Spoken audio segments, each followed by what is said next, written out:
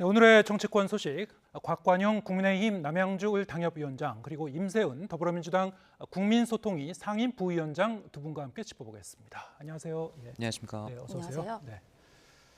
네, 성영길 전 대표 마침내 오늘 돌아왔습니다. 네, 공항에 오자마자 취재진들과 질의응답하는 장면도 저희가 이제 방송으로 내보냈습니다만 본인은 당장이라도 검찰 소환하면 오늘이라도 이제 검찰 소환에 응하겠다 이렇게 얘기하기도 했는데 어떻게 보셨습니까? 원래 송영길 대표께서 7월에 입국 예정이셨죠. 네. 처음에 이 사건이 논란이 됐을 때 당초에는 조기 입국하지 않겠다라는 입장을 유지를 하다가 지금 당 안팎으로 책임론이 너무나 거세지니까 급하게 조기 입국하는 것으로 그렇게 입장을 선회한 것으로 보입니다.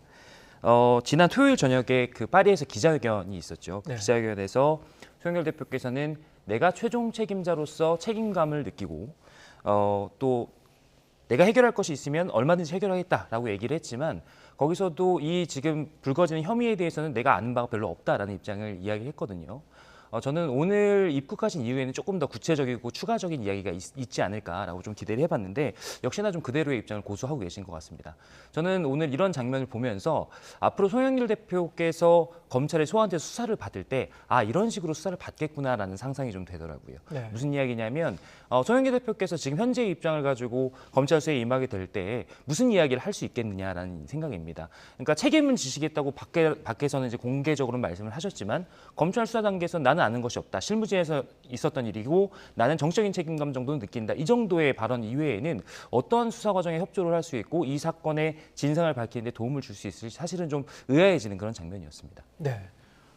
송 전 대표가 이제 여론에 떠밀려서 이제 귀국한 모양새다. 그리고 지금 그 돈봉투와 관련해서는 본인이 잘 모른다고 얘기하고 있기 때문에 그런 입장을 견제하고 있기 때문에 검찰 나가서라도 과연 진상 규명에 도움을 줄 수 있겠느냐 저 의문을 이제 제기했습니다. 어떻게 보셨습니까?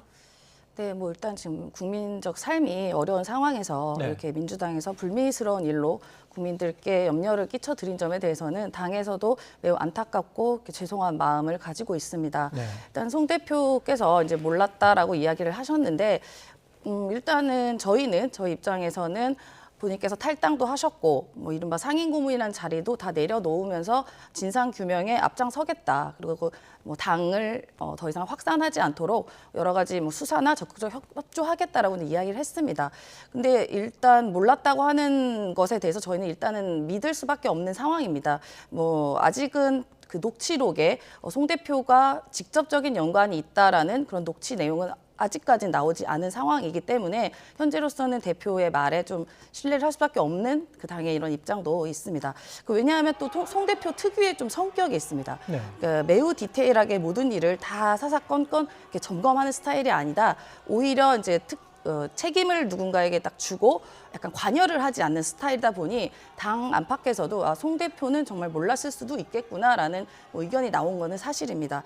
그리고 예를 들면 당대표 선거 같은 경우는 그 대선 후보 캠프 그런 선거 다음으로 되게 굉장히 큰 선거이고 큰 캠프입니다. 그러다 보니 수많은 사람이 오고 가고 그 과정에서 본인이 어떻게 보면 내가 이 당선에 기여를 했다. 뭐 내가 이런 걸 했다라고 이른바 과시하는 그런 분들도 실제로도 많습니다. 물론 아주 잘못된 관행이긴 합니다만 그런 부분에 있어서 실제로 뭐 이게 돈이 직접 갔어. 내가 이걸 돈을 나눠줬다 의원들한테 할 수 있는 상황은 상식적으로 사실 납득이 되는 부분은 아니거든요. 그렇기 때문에 저희 입장에서는 일단 탈당을 하셨기 때문에 송 대표가 할 수 있는 모든 건 다 책임은 하셨는데 앞으로의 과정에서 어쨌든 본인이 당대표 선발되는 과정에서 일어난 일이고 실제로 그 수혜를 입은 건 송 대표이기 때문에 앞으로도 어떤 일이든 어떤 진실 규명이든 무한 책임은 가질 거다라고 보여집니다. 네, 일단 송 전 대표 같은 경우에는 전당대회 당시에 30분 단위로 일정이 쭉 진행이 됐었고 본인은 이런 돈봉투 의혹과 관련한 자세한 상황에 대해서는 모르겠다라는 입장을 표명했기 때문에 아마 그런 맥락에서 검찰 수사 결과를 이제 좀 더 지켜봐야 되는 거 아니냐 이런 취지의 설명을 해주셨습니다. 송 전 대표 입장에서는 할 수 있는 건 다 한 거 아니냐라고 이제 말씀하셨는데 사실은 유인태 전 국회 사무총장이라든가 이런 분들은 뭐 당당하게 정계 은퇴 선언해야 되는 거 아니냐 이런 말씀도 하셨거든요. 근데 본인은 이제 파리에서도 그렇고 공항 도착했어도 그렇고 여기에 대해서 뭐 구체적인 답변을 한 것 같지는 않습니다. 어떻게 보셨습니까? 지금 송영길 전 대표께서 현역 당대표도 아니시고 예. 또 현역 의원도 아니시기 때문에 지금 상임고문 사퇴하고 탈당하는 순에서 지금 이 정도 선이 제가 봤을 때는 당장의 정치적인 책임을 지는 것에 최대한이 아닐까 저도 생각을 하고 있습니다. 예. 이게 이 사건이 지금 최근에 아주 정치권에 큰 파장을 일으키고 하지만 이 지금 실체적 진실에 대해서 정확하게 규명된 것이 아니기 때문에 만약에 지금 최근에 논란들이 사실로 밝혀진다면 그때가 정계 은퇴든 뭐든 책임을 지는 모습을 보이면 될 것이라고 생각합니다. 네. 근데 제가 다만 이것과 관련해서 문제의식을 가지고 있는 거는 지금 송영길 대표의 탈당과 귀국에 관련해서 민주당에서 보이고 있는 그런 반응들입니다. 뭐였냐면 그러니까 제가 봤을 때는 일종의 한숨 돌렸다라는 식이거든요. 거기다가 최근에는 무슨 대인배다, 돈에 초연한 사람이다, 뭐 이런 식으로 무슨 금이환영한 영웅을 대접하는 듯한 그런 식의 반응들도 민주당 일각의 인사들한테 나오고 있거든요. 저는 사실은 이거는 조금 부적절해 보이고요. 이게 송영길 대표가 탈당했다고 해서 어느 정도 매듭이 지어질 수 있는 문제냐 그러면 그것은 아닙니다. 수사는 이제 시작인 것이고요. 네. 그렇기 때문에 송 대표가 책임지겠다고 이야기한 만큼 민주당에는 모두가 여기에 대해서 그냥 남일처럼 이렇게 관전평하지 말고 모두 나서서 책임을 규명하려는 노력을 함께 했으면 좋겠다라는 말씀 드리고 싶습니다. 네, 지금 말씀하신 내용이요. 민주당 지도부에서는 그러면 이제 한숨 돌리는 그런 분위기입니까? 그게 맞습니까? 지금 말씀 나오는 거 보면 말씀하신 대로 송영길 대표가 무력이 없다는 거는 뭐 보장할 수 있다라든가 아니면 뭐 큰 그릇이다 이런 얘기도 나왔고요. 이게 저 전반적인 그 민주당 지도부라든가 민주당 내부의 이제 분위기가 그렇습니까? 어떻습니까 지금? 아니 뭐 그런 분위기는 아니고요. 예. 이제 아까 말씀하신 것처럼 뭐 대인배다 이런 부분은 아마 오랜 동지로서의 그냥 개인적 사견을 이렇게 본인이 이야기를 하신 겁니다. 당연히 민주당 지도부에서는 이 문제에 대해서 당연히 심각하게 여겨지고 있습니다. 그런데 다만 이제 뭐 정치 은퇴니 정계 은퇴니를 말을 하기에는 이미 탈당도 했기 때문에 그런 책임에서는 당에서 뭐 어떻게 해라라고 이제 말씀을 드릴 수는 없는 상황입니다. 그리고 사실 지금 수사의 이제 초입 단계이지 않습니까? 네. 사실 그 3만 개의 녹취록을 아직도 다 들어보지 못했다라는 이야기까지 나오는 상황에서 수사의 첫 단계에서 뭐 정치적 사망 선고를 벌써 내리는 게 과연 옳은 것인가에 대한 뭐 여러 가지 논란과 이야기들이 있는 건 맞습니다. 그래서 아마 송 대표도 이제 지금의 수사 과정에서 각종 의혹들이 만약에 의혹이 해소될 수도 있고 또 의혹이 진짜로 밝혀질 수도 있는 그런 상황들이 있기 때문에 그때는 가서 정치적인 결단을 내리는 시간이 오지 않을까. 그래서 이제부터는 송영길 대표의 시간이다라고 저희는 보여집니다. 네. 이제 수사의 초입 단계라고 하셨습니다. 그 표현이 이제 정확한 게 검찰 수사 이제 시작이 된 것 같고 지금 한 명 한 명 이제 당사자들 불러서 조사할 거고요. 그럴 때마다 이제 우리가 몰랐던 어떤 구체적인 사실이 또 드러날 가능성도 있는 거고요. 그럼 이런 상황에서 민주당은 그냥 검찰 수사 결과를 지켜만 보고 있을 것인가? 당 내에서도 좀 더 적극적으로 강력하게 대응해야 되는 거 아닌가? 이를테면 당 차원의 진상 규명 조사를 한다든가 아니면은 뭐 169명 의원 전수조사 의견도 나왔습니다. 여기에 대해서 당은 좀 선을 그는다든가 아니면 좀 신중한 모습을 보이고 있는데요. 어떻게 보십니까? 일단은 당에서도 여러 가지 고민의 지점이 있는 건 맞습니다. 예. 그런데 지금 현실적으로는 당이 수사기구가 아니다 보니까 그리고 사실 이 녹취에 대해서 이게 뭐가 맞고 진실인지를 전혀 정보가 없습니다. 사실은. 그렇기 때문에 이거를 당 의원들 한 명 한 명씩 확인할 수 있는 과정이 사실상 현실적으로 좀 불가능한 상황입니다. 예전에 기억하시면 야구 승부 조작 있었을 때 그때 그 진상조사단을 그 야구협회에서 꾸려 선수들 한 명 한 명에게 질문을 했었을 때 대부분이 다 아니다라고 했었습니다. 네. 그 나중에는 이 법률적인 수사 과정에서 이제 드러났던 사실이고요. 저희도 약간 비슷한 상황이기 때문에 뭐 여러 가지 경로로 노력은 하고는 있습니다. 이 진실 파악에 대해서 노력은 하고 있고 의원들 뭐 개별 면담도 있었다는 이야기도 있습니다.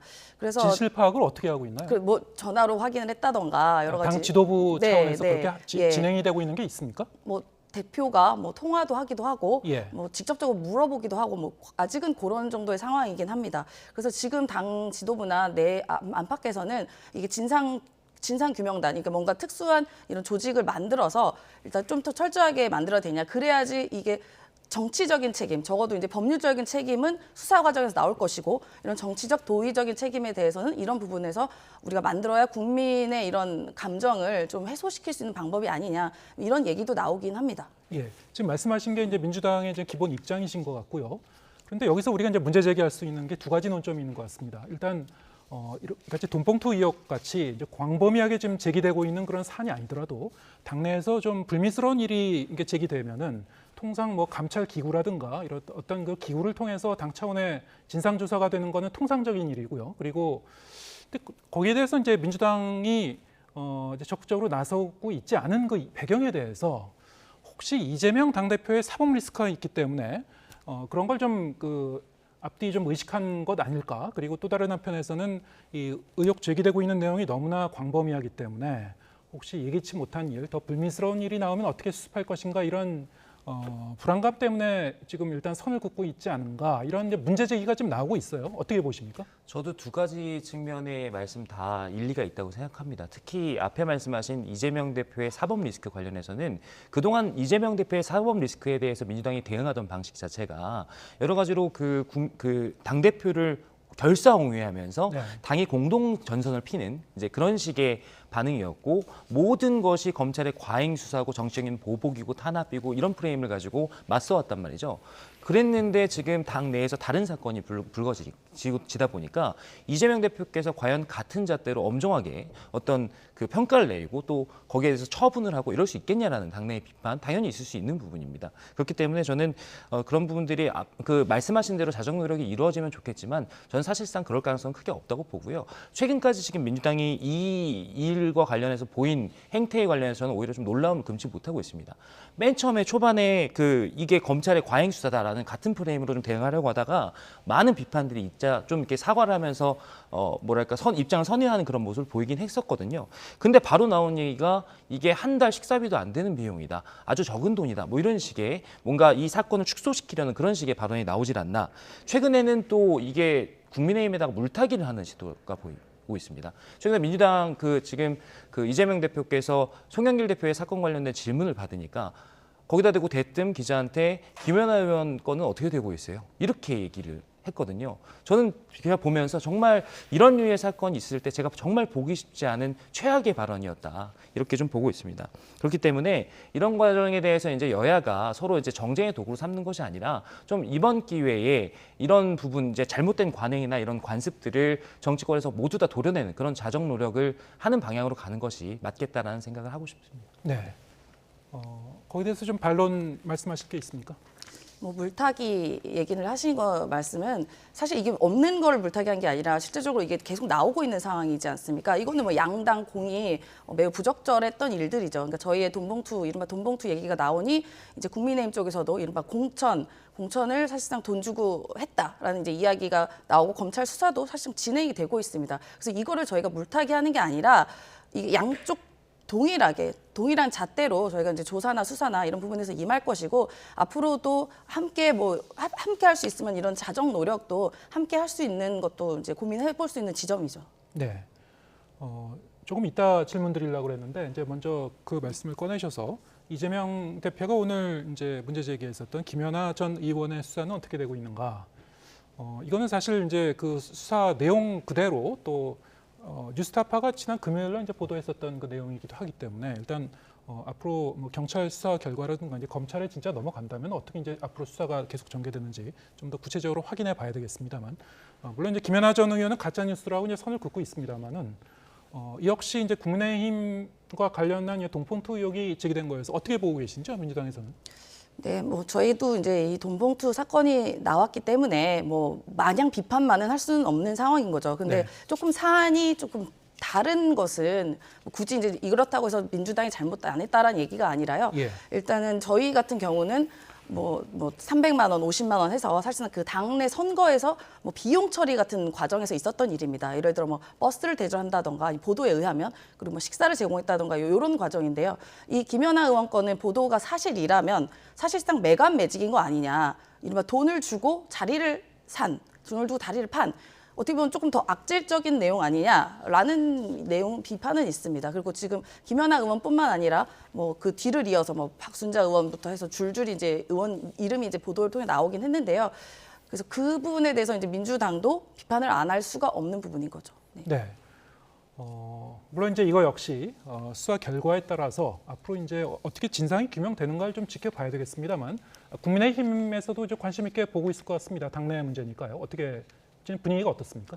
제가 1986년생이거든요. 예. 근데 무슨 매관 매직, 돈봉투 살포, 그다음에 이런 공천 헌금 이런 것들이 사실은 전 교과서나 뉴스에서 보던 학생 때 보던 이야기입니다. 근데 제가 정치권에서 이렇게 활동을 하면서 현직 당협위원장으로 있는데 주변에 아시던 분이 또 상대 당에서 뭐 이런 일들이 있다고 하니까 사실 요즘엔 조금 좀 참담한 심정이긴 하거든요. 그렇기 때문에 이런 부분들은 뭐 사건의 크기를 떠나서 또 그 심각성을 떠나서 모두 다 정치권에서 근절돼야 된다라는 생각을 하고 있고요. 예. 뭐 민주당에서는 지금 최근에 불거지고 있는 민주당 전체의 그런 의혹들에 대해서 여러 가지 이제 맞서기 위한 프레임으로서 이 부분을 좀 확대 해석하려고 하시지만 제가 봤을 때는 지금 이런 부분은 본질적으로 좀 다른 측면이 있습니다. 뭐냐 하면 민주당 일각에서 지금 송영길 대표와 이 전당대회의 돈봉투 살포 관련해서 어떤 특정 개인의 일탈이다 이런 식의 또 방어를 펼치시는 분들이 있거든요. 근데 이런 부분들은 명확히 지금 녹취에 나오는 것들을 보면 광범위하게 관례처럼 이루어졌던 것이고 김연아 의원이 만약에 지금 본인은 부인하고 계시지만 만약에 이런 부분들이 사실이라면 이거야말로 개인적인 어떤 한 위원장이나 공천권을 가진 한 책임자의 개인적인 일탈인 것이죠. 그래서 본질적으로 이 두 건은 다르다. 그래서 두 건 다 공이 정권에서 퇴출되어야 될 문화임에는 분명하지만 이 둘을 동일선상에 놓고 보는 것은 조금 과도한 측면이 있다라는 생각입니다. 네. 지금 이제 어쨌든 그 수사 결과가 구체적으로 좀 어떻게 나오는지는 좀 확인을 해봐야 될 사안이긴 합니다만 일단 그 양당에서 다 이런 어떤 의혹이 제기되고 있기 때문에 저희가 이제 관심을 두고 볼 수밖에 없고요. 특히 이제 민주당 돈봉투 의혹 같은 경우는 이번에 이제 제기된 전당대회 의혹뿐만이 아니고 이거 역시 사실 다른 그 언론에서 단독 보도한 내용이 좀 있었죠. 지난 금요일에 또 나온 내용, 이른바 이제 이정근 노트라고 하는 게 존재한다. 민주당 내에 여러 계파마다 자금이 서로 이렇게 왔다 갔다 한 그런 그 의혹에 대해서 이제 메모를 해놓은 그런 그 내용으로 좀 전해지고 있습니다만, 이 내용인즉슨 지금 전당대회 수사가 진행되고 있지만 검찰 수사가 어느 쪽으로 더 확산될지 이것도 사실은 예단할 수는 없는 것 같거든요. 자, 그럼 민주당은 지금 앞으로 어떻게 대응할 건가요? 지금 일단은 현역 의원들 한 명 한 명 이제 소환할 가능성이 높고, 그러면 지금 소문으로만 무성한 그런 그 의원들의 실명도 하나하나 이제 밝혀질 거고요. 네. 그때마다 그러면 이 의원들에 대해서 또 거취를 어떻게 결정해 나갈 건가요? 어떻습니까? 어떤 방침을 갖고 있는 건가요, 민주당은? 아직 정확하게 이렇다 할 방침은 공식적으로 나오진 않았습니다. 그런데 예. 이제 여러 가지 논의 과정, 수기 과정에 있는 상황인 것이고요. 예전 같은 경우에 아마 이런 경로로 송 대표가 탈당을 한 걸로 알고 있습니다. 그 당대표 시절에 그 부동산 투기 의혹이 있는 의원들이 있었습니다. 12명 정도가 있었는데요. 그 당시에 선탈당하고 소명되고 나중에 이제 복당하는 절차가 있었습니다. 그래서 지금 논란이 되는 분들에 대해서 아예 깨끗하게 본인이 깨끗하게 소명하고 와라. 그러면은 탈당부터 하고 조사받고 소명되면 다시 복당해라. 뭐 이런 방법도 하나 있을 수 있고요. 그리고 또 하나는 지금 뭐 신정훈 의원 같은 경우는 아예 돈을 내가 전혀 받지 않았다 하는 사람들은 공개적으로 이른바 이제 확인을 해라. 뭐 SNS라던가 아니면 뭐 브리핑이라던가 본인이 자진 고백을 해라. 네, 예. 그렇게 해라. 뭐 이런 얘기까지는 나옵니다. 그리고 이제 보다 근본적인 것은 지금 이런 돈봉투 건이 이렇게 있을 수밖에 없었던 여러 가지 관행들, 잘못된 관행들에 대한 이렇게 뿌리 뽑기가 좀 진행이 돼야 된다라는 더 당내 의견도 있고요.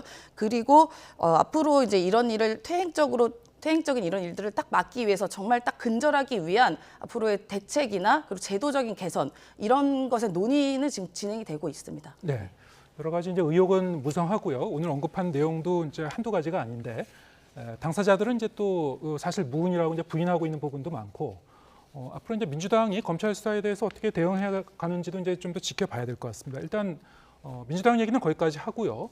국민의힘 얘기로 들어가 보겠습니다. 오늘 그 당 윤리위원회가 구성은 완료를 했고요.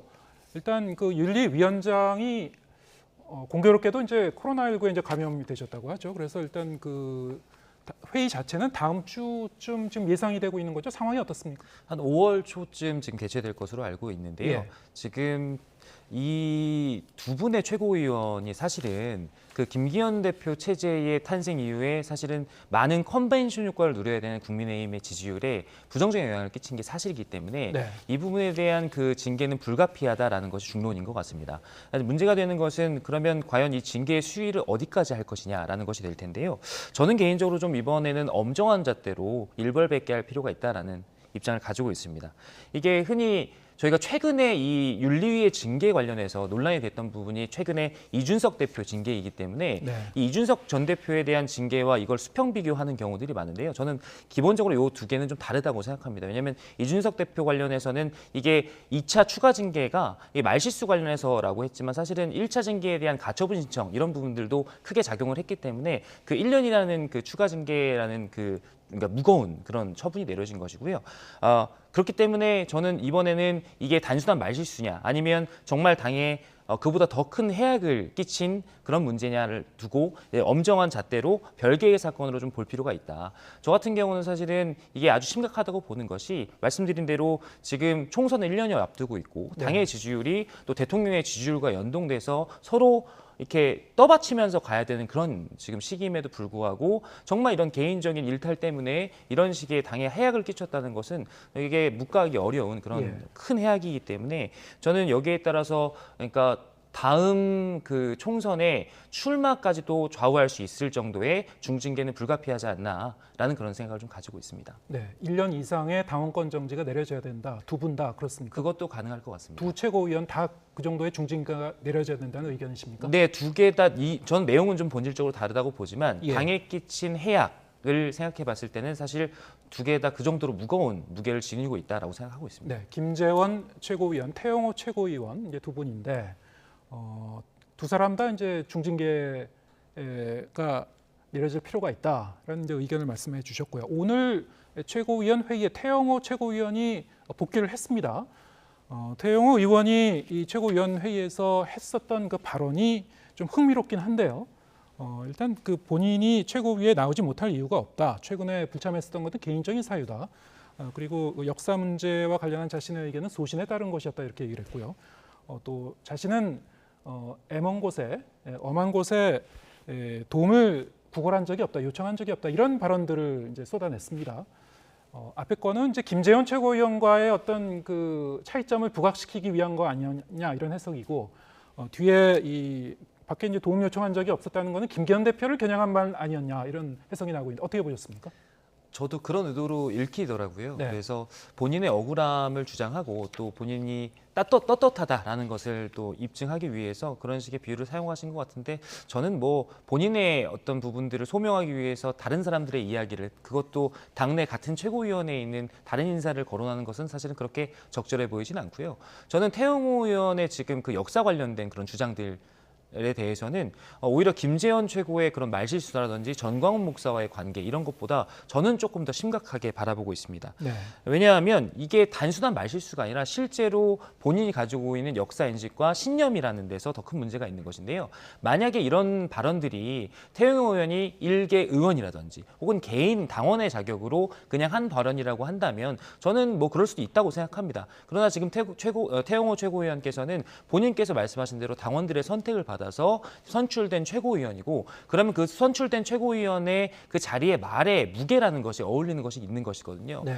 자칫하면 이런 태영호 최고위원의 그런 역사 인식이 당의 공식적인 입장이 되거나 보수 정당이 가진 철학과 역사 인식으로까지 비화될 수 있는 부분인데요. 지금 분명히 말씀하신 여러 부분들은 대한민국 헌법 그리고 대통령실의 입장 그리고 당의 공식적인 입장과도 차이가 있는 부분이기 때문에 그런 부분들을 나의 소신에 따라 자유롭게 발언한 것이다라고 이야기하는 것은 제가 봤을 때는 어불성설입니다. 그렇기 때문에 이런 부분이 더 당 전체로 확산되기 전에 이런 부분들은 좀 당에서 조치를 먼저 취하는 것이 맞겠다라는 생각입니다. 네, 상대 당에서는 지금 어떻게 보고 있는지도 좀 여쭤보겠는데 지금 이 김재현 최고위원과 태영호 최고위원 그 두 분 사이에는 좀 미묘한 그 차이점이 있습니다. 왜냐하면은 물론 이제 YTN이 이제 확인해서 보도했던 내용은 아닙니다만 일부 언론 보도에서 김재현 최고위원에 대해서는 대통령실에서 징계를 요구한 바가 있다라는 보도가 일각에서 이제 제기된 게 있었고 태영호 의원에 대해서는 뭐 그런 보도는 없었습니다만 뭐 우리가 이제 100% 확인할 기는 없습니다만 일단 공개적으로는 그런 문제가 일부 언론에서 이제 제기된 게 있었기 때문에 만약에 김재원 최고위원에 대해서는 징계를 어느 정도 하는데 태영호 위원에 대해서는 또 다른 차원의 이제 징계가 내려진다면 여기에 대해서 또 오해가 있을 수도 있을 것 같거든요. 어떻게 보고 계십니까? 저희도 그게 매우 의문점입니다. 그 사안이 좀 다르잖아요. 네. 근데 김재원 최고 같은 경우는 그 이른바 전광훈 목사와의 인연을 끊지 못하고 말이 계속 바뀌었다가 부적절한 이야기 했다가 또 이제 대통령실에는 경고를 얻었다가 뭐 스스로는 본인이 이제 잠적을 하겠다 했지만 사실상 이제 억지로 모습을 드러내지 않은 거죠. 근데 태영호 의원 같은 경우에는 오히려 어떻게 보면 김재원 최고위원보다 더 부적절한 어떻게 보면은 우리나라와 국민이 갖고 있는 일반적인 상식과 완전히 어긋난 북한에서 배웠던 본인이 갖고 있었던 사상 이런 얘기를 꺼리낌 없이 이야기하는 것 이게 훨씬 더 위험한 상황이거든요. 근데 국민의힘에서는 이거를 한 방에 뭘 제지하거나 뭔가 경고를 하거나 뭔가 조치를 취하지 않고 이른바 그냥 가만히 놔두고 있는 상황입니다. 그래서 저희가 봤을 때도 아니 저런 거 빨리빨리 해야지 어떻게 국민적인 인식과 다르게 북한에서 배웠던 그 본인의 역사 인식을 저렇게 아무렇지도 않게 우리 국민을 계몽하듯이 이야기할 수가 있냐라는 문제가 있고요. 그리고 또 홍준표 의원과 이제 정광훈 목사와의 이런 설전이 있지 않았습니까? 그런데 오히려 정광훈 목사에 대해서 경고나 어떠한 당 차원에서 최근에 나오긴 했습니다만 공식적인 그 지침이 바로 나온 게 아니라 오히려 그 정광훈 목사와 싸웠던 홍준표 의원을 오히려 상임 고문 자리를 박탈했습니다. 예. 그 이런저런 논란을 봤을 때 뭔가 일관적이지 않다. 그럼 뭔가 김기현 대표도 뭐 전광훈 목사라던가 아니면 태영호 의원의 무언가 뭐 약점이나 뭔가 빚이 있는 거 아니냐라는 그런 의구점을 좀 제시를 안 할 수가 없었죠. 그런 여러 가지 의견과 뭐 보도 내용을 통해서 왜 끊어내지 못하는 이유를 적절하게 밝히시는 게 또 국민들의 이 이상한 이게 뭐지 과연 하는 의구심을 또 해소해야 되는 게 아닌가 싶습니다. 네. 물론 이제 징계 자체는 그 공식적으로는 당 윤리위원회는 독립적인 기구요. 독립적인 기구이고 당 대표나 아니면 당 지도부의 의견과는 독립적으로 어떤 결정이 내려질 거라고 이제 당에서는 기대하고 있겠습니다만 일단 그 결과에 대해서 여러 가지 해석이 나올 수 있는 소지가 있었어요. 그에 대해서 이제 토론을 해봤습니다. 일단 오늘 말씀 여기까지 듣겠습니다. 곽관영 국민의힘 남양주을 당협위원장 그리고 임세은 더불어민주당 국민소통위 상임 부위원장 두 분과 함께했습니다. 고맙습니다. 감사합니다.